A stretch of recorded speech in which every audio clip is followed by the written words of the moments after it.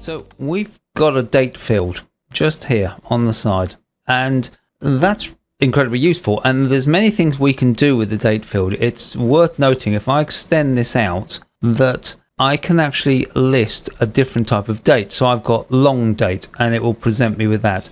I can also use the more number functions formats, and I've got date, and the format sample is up here, and I've got these here that I can look at. So I can choose different formats. Now the way the date is set, if we click on custom, we can see how the date is set via this here. So basically M for month, D for day, and Y for year. So we can select how we want to see the date. Don't worry about this initial part. We can actually set our own date system to see how that works. So for example, I could put DD stroke MM, and you'll notice that as I do so, the sample just above this little sample window gives me an example. And if I do YY, I get that shortened year. Now if I put another Y, I get the full year. So I don't need 4 Ys as such. I can do it that way. What if I extend the months? What if I put 3 months, I get the abbreviation, 4 months, and I get the full month's name. In the day, there's not a lot you can do that, but it will quantify what day it is, which is incredibly handy. So those are really neat little ways of dealing with the date, and you can create your own formats. There's a lot we can do in the format cells. So I can change the way this looks. Now what I'm going to do is I'm going to go back to the short date, because that's the built-in format that they give us. But I want to learn how to interrogate the dates, how I can gain information from those. And one of the ways I can do that is simply by using, there are 4 functions that we can use that will just strip information out. The first one is day. Now if I just use day and click on there, that gives me, now you can see the last time I used this, it was set to currency. But let's put this general, that's the number. I'm just going to set everything in that column to general so we don't get that again. But 13th. And if I pull that down, it will give us the number that is the day in that part there. Now obviously if I've got day, I must have month, and if I've got month, I should be able to take that and it should strip out the month, and that's again really handy. And if I ask it to do year, then it will strip out the year. Now if I change the format on here, what happens? Well, always nice if you ask that question to find out. So if I change that date format, we get there, but these don't change in accordance with that. This shows us the 4 year, but that just happened to be something it does. So don't expect this to suddenly say December. We're going to need a different tool if we want to be able to do that. But basically, I can strip out information by using the day, the month, and the year declaration. And that's useful. There is another really useful one, equals. And I'm going to type day again, and you'll notice, I'm going to type week. And you'll notice that week day. And what that does is I'm going to use that. I'll show you what it does. I'm going to click on there and close the brackets. And that gives me a return of 2. Now, that doesn't seem to make any sense as regards this, but let's do that again, and let's look at the help that it gives us. Enters a number from 1 to 7, identifying the day of the week of a date. So basically that number, that 2 that we've got there, represents a given day of the week. So these are simply returning a particular day. We don't know what day at the moment, it's just got that. But there you go, that's the 7th day. So if we accepted, for example, if Excel is set to accept that the first day is Monday, then the day 2 will be Tuesday. But if it's set that the first day of the week is Sunday, then the 2 would be Monday. So that's another really useful little tool, the weekday. Different from day, which just strips that day part out of that month, that date there.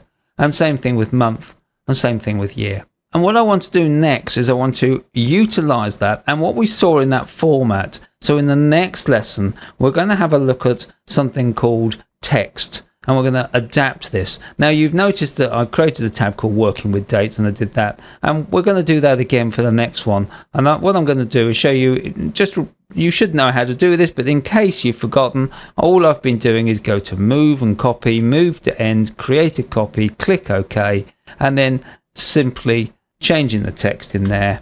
And I'm going to say working with text, which will be the name of the next video. See you then.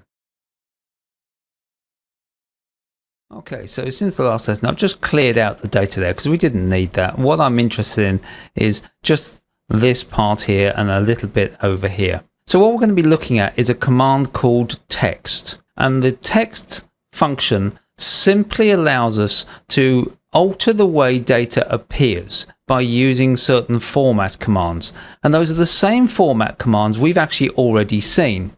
If you remember, when we were looking at the date, I went to the date drop down and went to more numbers. I then went to custom and altered the data here. And as I altered it, I pointed out that MMM is month and DD is year and YYY. And you can see a number of others.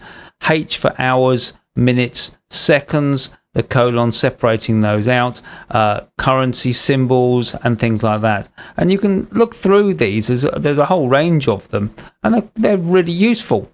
And we can use those within this text function. So what I can do, for example, is I can say to it, okay, equals text, open brackets, this cell here. And I'm going to put in speech marks of the code I want it to be, DDD for days. And that tells me that that's a Monday. So that's good. Day 1 is Sunday. So if I pull that down, then that continues that trend. So Saturday is the 7th day and the first day is Sunday. And you can change that within the settings, but we're not worried about that. You can change the start day to what you would like it to be. But that's not the function of this. So it's a really nice thing, this text. It applies a format to a particular set of data, so you can change that format if you need to. One of the really nice things about that, for example, is that I could say text and tell it that I want to take that field there and I just want it to do the month. And that just shortens the month for me. And that will do that. So if I pull that all the way down, that will do that quite nicely for me. Same thing, obviously, if I say text and then I choose the date again, and this time I just tell it I want the last two digits of the year, and that will do that for me as well, all the way through. So this understands the format, understands what we're asking for, and applies that to where we are. And that does mean that I can quite easily circumnavigate in a way what we're doing here and simply say, okay, well, text, take this, 4Ds, and it will tell me it's a Monday without me needing to use the weekday function. The weekday function still has uses, but if I pull that down, that's applying to the whole lot. So I can do 4Ds or 3Ds, or that's only applied to the one, obviously, or on that one, I can go to 2Ds and it just strips out the number. So I can use text to give me more data from here. There is no point, by the way, of doing that. Don't get caught up in the, oh, this works. It does, but there's no point in me doing that. I might as well use the day function, which does exactly the same thing. If you get carried away with using a single function, you get confused and think it's got much more relevance, much more importance to Excel than it actually does have. Each of these is a function you just use. Okay, so from the next lesson, we're going to start looking at graphs and charts. See you then.